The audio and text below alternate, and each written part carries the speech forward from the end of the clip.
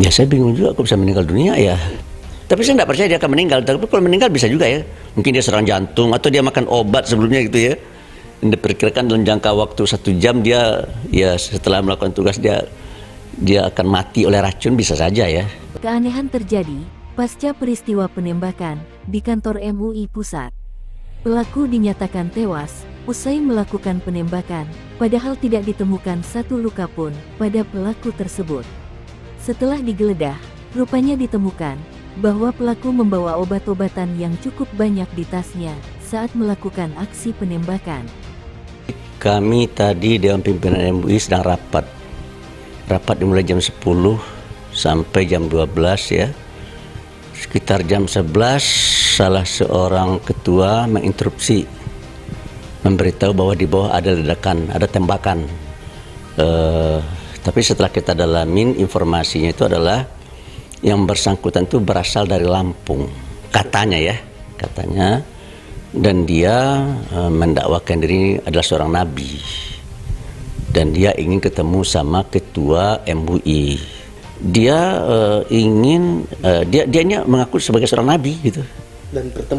Dan dia ingin ketemu pimpinan supaya nanti mungkin barangkali pimpinan ya bisa menerima kenabiannya, mungkin barangkali begitu. Ya saya bingung juga kok bisa meninggal dunia ya. Hah?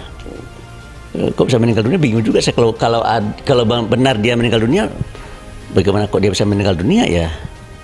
Apa yang menyebabkan nyawanya jadi hilang, bingung juga saya. Karena kalau cerita karyawan saya tadi itu ya dia hanya sekedar membeku, ya kemudian memborgol, ya menyerahkannya kepada pihak kepolisian kan. Berarti kondisinya masih hidup ya? Ya bukan, jangan masih hidup lah, memang dia masih bugar gitu. Iya. Kalau masih hidup tuh kan kesannya mungkin barangkali dia apa? Ya lagi ngos-ngosan mau meninggal, sakatul maut gitu, masih hidup juga kan gitu ya. Ya masih biasa-biasa aja, orang bagaimana ya, orang dibeku itu kan. Ya kalau seandainya meninggal, saya bingung juga nih kenapa bisa meninggal ya. Kalau tapi saya nggak percaya dia akan meninggal. Tapi kalau meninggal bisa juga ya. Mungkin dia serangan jantung atau dia makan obat sebelumnya gitu ya.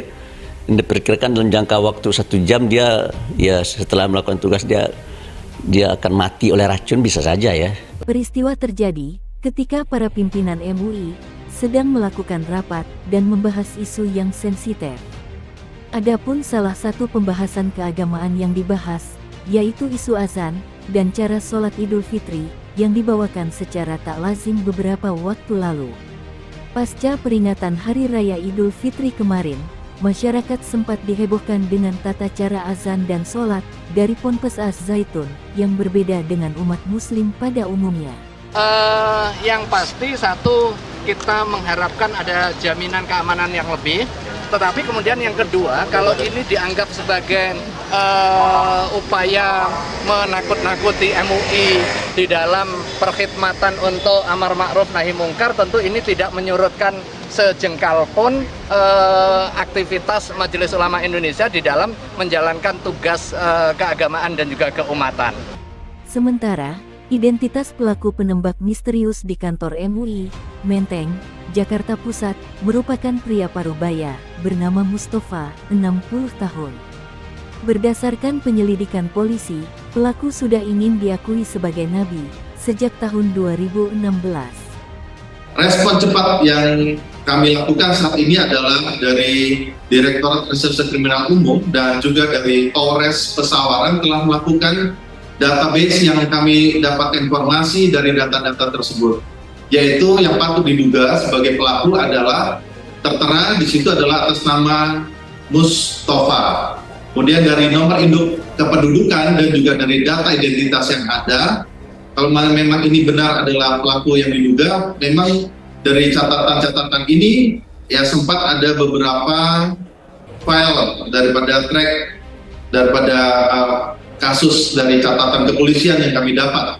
Jadi tentunya kami akan melakukan pendalaman di sini dari data informasi yang ada. Memang di sini ada tertera kasus yang pernah dilakukan, yaitu adalah pelaku Mustafa ini adalah pelaku daripada pengrusakan di salah satu fasilitas